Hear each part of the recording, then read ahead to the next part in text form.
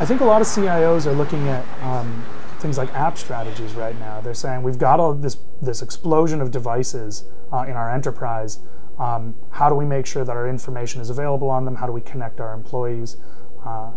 I'd encourage them to be aware of the risk of tying too much of that strategy to a single app platform. I think you're going to be looking at iOS or Android or whatever it is and saying, oh, I've got to build a bunch of my intranet apps in mobile forms. I've got to tie myself to one of those platforms. I think that's really binding. You know, at Mozilla, we're a nonprofit. We're dedicated to helping the web succeed. The reason that feels good, the reason we all show up in the morning is that the web wins. It wins over and over and over again. You know, it used to be that you bought encyclopedias on a CD-ROM and you put them into your machine, and if your machine was, if you switched from Windows to Mac, that CD-ROM went in the garbage. It was useless to you. That's all been replaced by the web. And we all take it for granted now. Nobody would attempt to sell you something that was, you know, platform specific in that way, except on these mobile platforms where suddenly we've all accepted that native apps are the only way to get anything done. For a point in time, that was true. The web had some catching up to do, but the web's gaining fast. I'd encourage your audience to make sure that they see that coming, that they're not caught by surprise and stuck in an individual vendor's platform. There's about 100 engineers in my team that work directly on Firefox. That's both desktop and Android devices. And then on top of that, of course, we've got about 150 to 200 engineers that work on the shared technology platform, the Gecko layer that all Mozilla products share.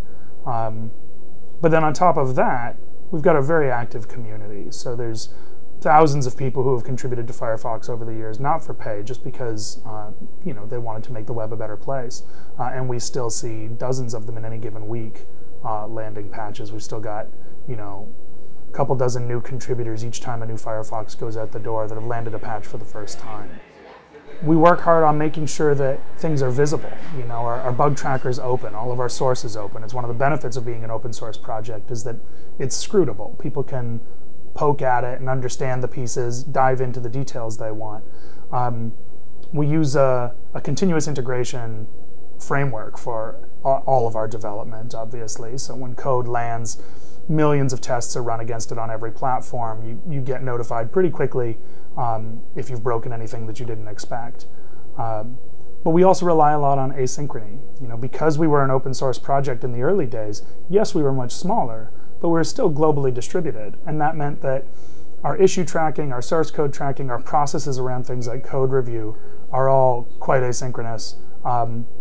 So that as we've gotten larger and new people have come on board, it's fine. You can be a contributor in Israel or New Zealand or Chicago, land a patch or attach a patch request review. It may be that your reviewer is somewhere far, far away, and that's okay. The system can tolerate that.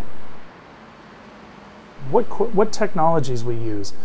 That's interesting. We use basically everything. You know, anywhere that the web exists on any kind of device, you can bet that you're going to see one in one of our offices. In terms of individual engineers, we generally encourage them to use whatever makes them most efficient. So if you walk around, you'll see people carrying a variety of laptops. But you can't always trust the logo you see on the back. You'll see an Apple MacBook, but when you turn it around, you see it's running Linux, or it's got a boot-camped Windows 8 partition or something. Generally, our engineers have pretty individualized workflow.